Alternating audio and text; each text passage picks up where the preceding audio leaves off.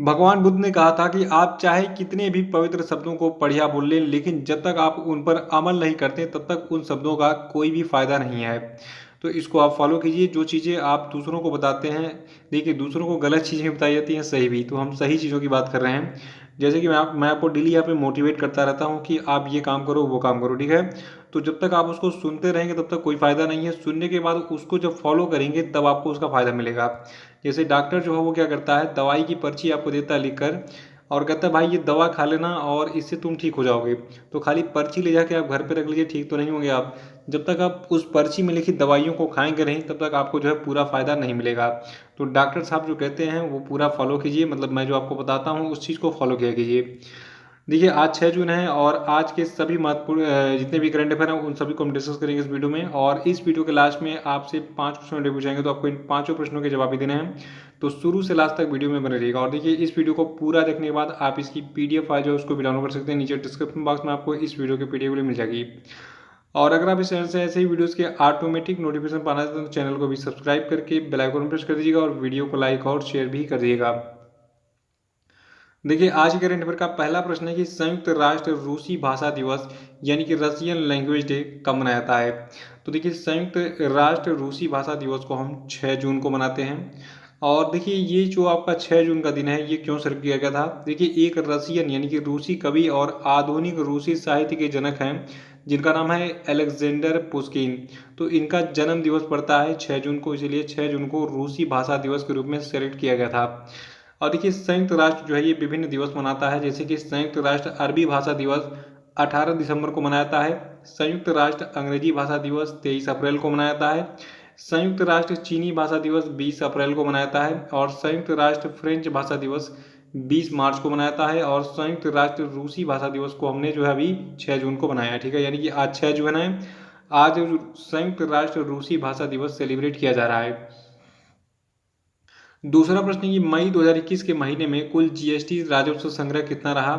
तो देखिए मई 2021 के महीने में जो आपका भारत का कुल जीएसटी राजस्व संग्रह है ये 1.02 लाख करोड़ रुपए रहा। देखिए आपको बता दूं पिछले महीने में, देखिए ये तो मई महीने का है, अप्रैल महीने की बात करें तो अप्रैल 2021 में रिकॉर्ड 1,41,384 करोड़ रुपए का जीएसटी एकत्रित किया गया था। और गौरव तलब है कि ये लगातार 8वीं बार है जब जीएसटी का जो संग्रह है इसका आंकड़ा 1 लाख करोड़ से ऊपर रहा, ठीक है। और देखिए पिछले साल मई महीने के मुकाबले अगर कंपैरिजन करें इस साल मई 2021 को, तो पिछले साल के मई के मुकाबले इस साल का जो जीएसटी संग्रह है ये 65% अधिक रहा। लॉकडाउन चल रहा है और सब कुछ बंद है, फिर भी देखिए जीएसटी का कलेक्शन सरकार का ज़्यादा हो रहा है। क्यों हो रहा है? क्योंकि देखिए तेल महंगा है, पेट्रोल महंगा है, डीजल महंगा है, बहुत सारी चीज़ें महंगी कर दी गई हैं, टैक्स चाँप पे लगा दिया गया है दारू वगैरह पे यानी शराब वगैरह पे। तो इस समय देखिए पेट्रोल लेना तो आदमी बंद तो करेंगे कि आवागमन बंद हो जाएगा तो सारी चीज़ें स्टॉप हो जाएंगी। और दूसरा जो पियक्कड़ लोग हैं वो दारू पीना बंद कर देंगे, तो वही है उनका कहना कि पीना नहीं तो जीना का क्या, ठीक है। तो इसलिए यहीं से सारा पैसा आया है और ये जीएसटी कलेक्शन आपका जो है 1 लाख करोड़ रुपए से ऊपर रहा है। और देखिए जो आपका जीएसटी है, जीएसटी को पूरा मतलब पूर्ण रूप से क्या कहते हैं हम, गुड्स एंड सर्विसेज टैक्स, ठीक है। जीएसटी का पूरा नाम क्या है, गुड्स एंड सर्विसेज टैक्स। और ये एक अप्रत्यक्ष कर है, ठीक है, यानी कि ये इनडायरेक्ट टैक्स है। और ये 1 जुलाई 2017 को लागू किया गया था। देखिए परीक्षाओं में ये 3 चीज़ें पूछी गई हैं, जीएसटी का पूरा नाम, और जीएसटी जो है किस प्रकार का टैक्स है, और जीएसटी को कब लागू किया गया था। तो यहाँ पे एक लाइन में तीनों प्रश्नों का जवाब है कि जीएसटी का पूरा नाम है गुड्स एंड सर्विसेज टैक्स।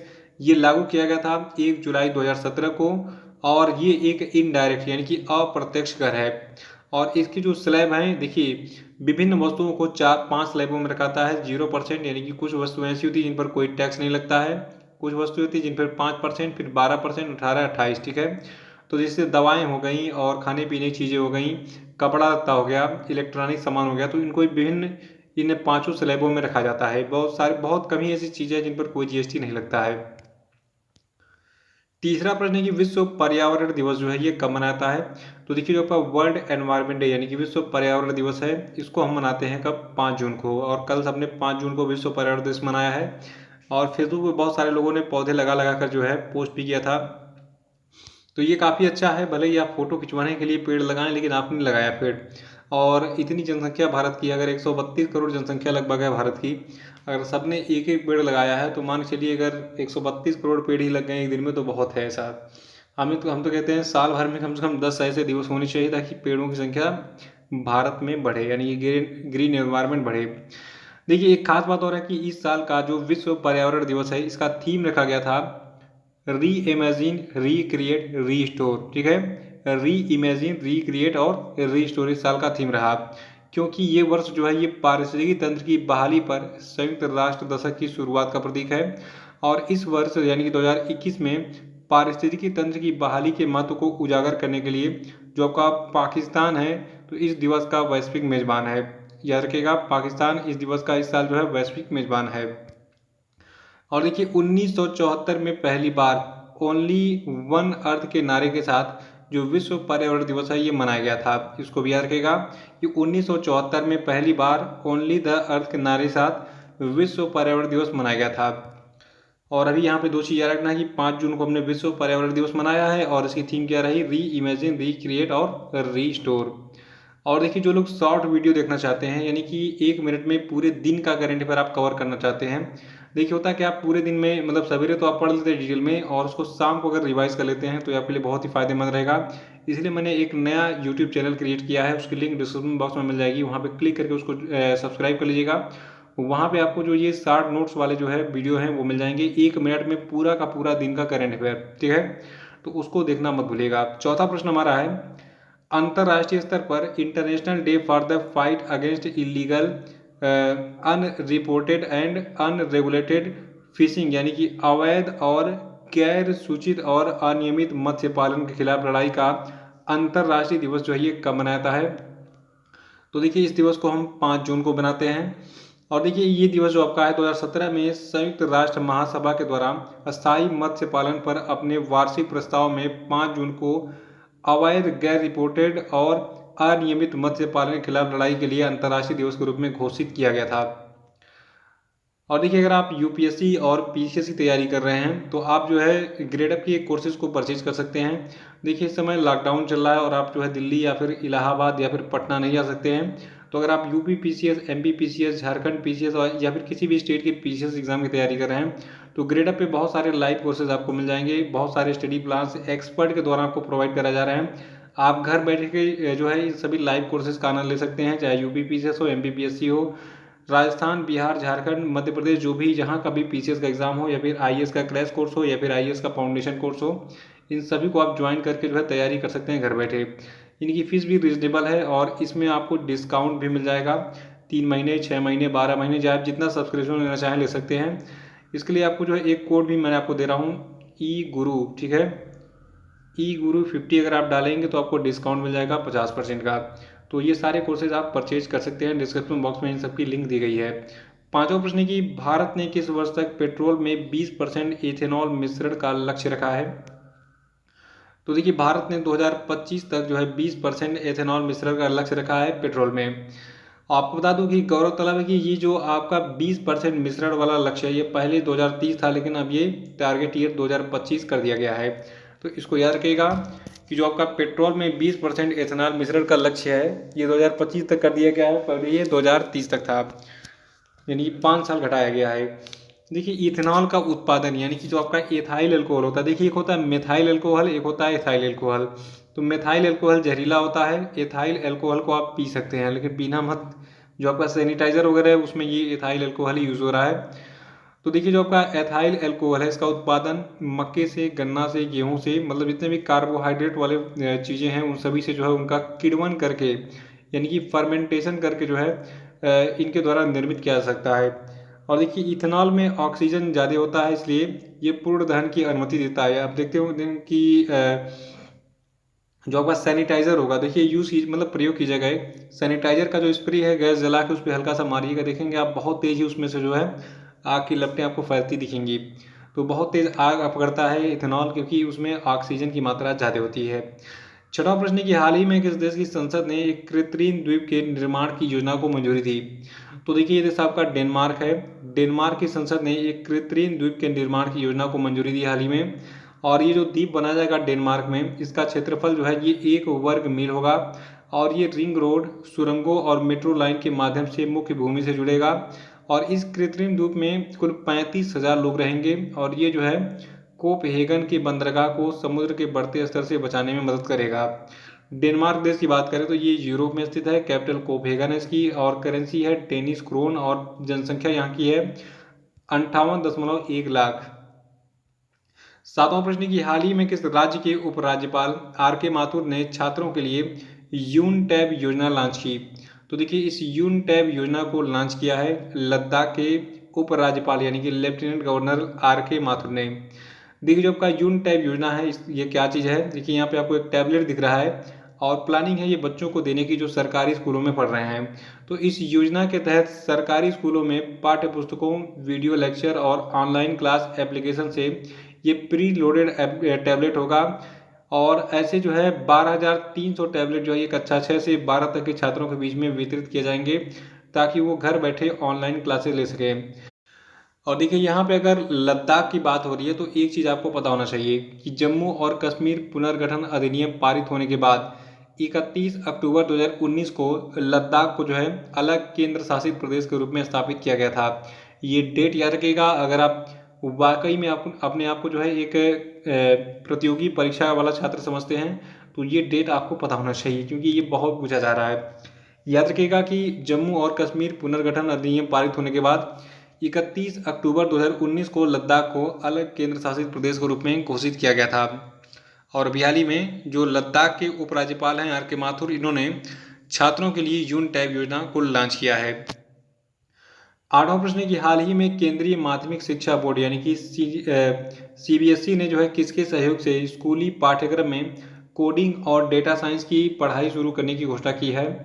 तो देखिए केंद्रीय माध्यमिक शिक्षा बोर्ड जो है इसने माइक्रोसॉफ्ट की मदद से अभी हाल ही में स्कूली पाठ्यक्रम में कोडिंग और डेटा साइंस की पढ़ाई शुरू करने की घोषणा की है।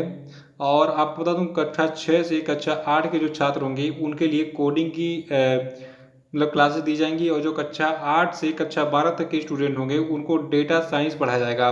तो ये नए कौशल विषयों जो है उनको पेश किए जाएंगे। देखिए ये कोडिंग वगैरह तो आना चाहिए, मतलब अगर ये सोचिए अगर आप एक हाई स्कूल का बच्चा अगर एप्लीकेशन मोबाइल एप्लीकेशन बनाने लगा, फेसबुक और ट्विटर जैसे जो है मतलब वेबसाइट्स वगैरह बनाने लगा, तो सोचिए उतनी कम उम्र से उसके दिमाग में क्रिएटिविटी जागेगी और वो आगे चल के जो है बहुत बड़ा ऐसा इन्वेंशन कर सकता है फेसबुक की तरह, ट्विटर और इंस्टाग्राम की तरह पे। ठीक है, तो कक्षा 6 और 8 के छात्रों मतलब 6 से 8 के छात्रों को कोडिंग सिखाई जाएगी और 8 से 12 तक के छात्रों को डेटा साइंस के नए कौशल विषय जो है पेश किए जाएंगे। और ये दोनों कौशल विषय क्रिटिकल थिंकिंग, कंप्यूटेशनल कौशल और रचनात्मकता, समस्या को सुलझाने के कौशल और नई तकनीकों के लिए व्यवहारिक प्रदर्शन पर केंद्रित होंगे। और इन विषयों को जो है राष्ट्रीय शिक्षा नीति यानी कि नेशनल एजुकेशन पॉलिसी 2020 के अनुरूप जो है लॉन्च किया जाएगा। नवा प्रश्न की हाल ही में चर्चा में रहा माउंट मेरापी किस देश में स्थित है? तो देखिए माउंट मेरापी आपका इंडोनेशिया में स्थित है। ये आपका इंडोनेशिया का मैप आपको पूरा का पूरा दिख रहा है। देखिए इंडोनेशिया के दो प्रमुख द्वीप हैं जावा और सुमात्रा। देखिए मेरापी को इंडोनेशिया का सबसे सक्रिय ज्वालामुखी माना जाता है और जो आपका माउंट मेरापी है ये एक स्ट्रेटो वाल्केनो है जो इंडोनेशिया के मध्य जावा और याग्याकार्टा प्रांतों के बीच में स्थित है। मेरे पास ये जो मैप आपको दिख रहा है, ठीक है, देखिए यहाँ पे जावा और मतलब याग्याकार्टा के बीच में आपको दिख रहा है क्या माउंट मेरापी, मतलब पर्वत तो नहीं दिख रहा है, एक लोकेशन आपका है। और देखिए इसके बारे में करंट न्यूज़ क्या है, देखिए जो आपका माउंट मेरापी है, ठीक है, तो माउंट मेरापी जो आपका है अभी हाल ही में यहाँ पर 4 बार जो है मतलब भयानक विस्फोट हुआ जिस कारण यहाँ के पहाड़ी की जो चोटी है, ठीक है, तो वहाँ से 50 मीटर की ऊंचाई पर घने सफ़ेद धुएं के बादल जो है छा गए। तो ये काफ़ी मतलब वहाँ पे होता रहता है। देखिए जो एक्टिव वाल्केनो होते हैं यानी कि सक्रिय ज्वालामुखी होते हैं वो फटते रहते हैं और ऐसे जो है धुआं धुआं करते रहते हैं। 10वां प्रश्न की हाल ही में किसी वायुसेना मुख्यालय में नया उप वायुसेना प्रमुख नियुक्त किया गया है? तो देखिए जो वायुसेना मुख्यालय है भारतीय वायुसेना का, तो यहाँ पे नए उप वायुसेना प्रमुख बनाए गए हैं विवेक राम चौधरी। इनके साथ में एक और नियुक्ति हुई है। देखिए इसके अलावा जो एयर मार्शल हैं बल्लभा राधा कृष्ण, ठीक है, तो बल्लभा राधा कृष्ण दिल्ली में पश्चिमी कमान का प्रभार संभालेंगे और air marshal R S Duckworth को जो है जो प्रयागराज इलाहाबाद है वहाँ पर मध्य वायु कमान का जो प्रभार दिया गया है। और भारतीय वायुसेना की बात करें तो इसका मुख्यालय कहाँ पे है? नई दिल्ली में। और इसको स्थापित किया गया था 8 अक्टूबर 1932 को। और एयर चीफ मार्शल कौन वर्तमान में? देखिए, वर्तमान में भारतीय वायुसेना के एयर चीफ मार्शल हैं राकेश कुमार सिंह भदौरिया। ये डिटेल्स याद रखेगा इंडियन एयरफोर्स के बारे में, ठीक है। इंडियन एयरफोर्स के चीफ कौन है वर्तमान में? राकेश कुमार सिंह भदौरिया। तो ये थे आपके आज के सभी महत्वपूर्ण करंट अफेयर और हम बात करेंगे आज के सभी क्वेश्चन। आज का पहला प्रश्न है कि हाल ही में किस देश के पूर्व प्रधानमंत्री अनिरुद्ध जगन्नाथ का 91 साल की उम्र में 3 जून 2021 को निधन हो गया? तो देखिए, अनिरुद्ध जगन्नाथ जो है इनके बारे में बताइए इसे। और दूसरा प्रश्न आपके लिए कि international day of innocent childrens दूसरा प्रश्न आपके लिए कि international day of innocent childrens victims of aggression जो है ये कब मनाता है? बताइए। तीसरा प्रश्न आपके लिए कि 2 जून से 4 जून 2021 के बीच में आयोजित आरबीआई की मौद्रिक नीति की बैठक में रेपो रेट को कितना रखा गया? बताइए। देखिए, आरबीआई की सारी दरें मैंने कल बताई थी, कल का वीडियो देखकर उसको रिवाइज कर डालिएगा। चौथा प्रश्न आपके लिए कि हाल ही में भारतीय नौसेना के किस हाइड्रोग्राफिक सर्वेक्षण पोत को 40 वर्षों तक राष्ट्र की सेवा करने के बाद सेवामुक्त किया गया? बताइए।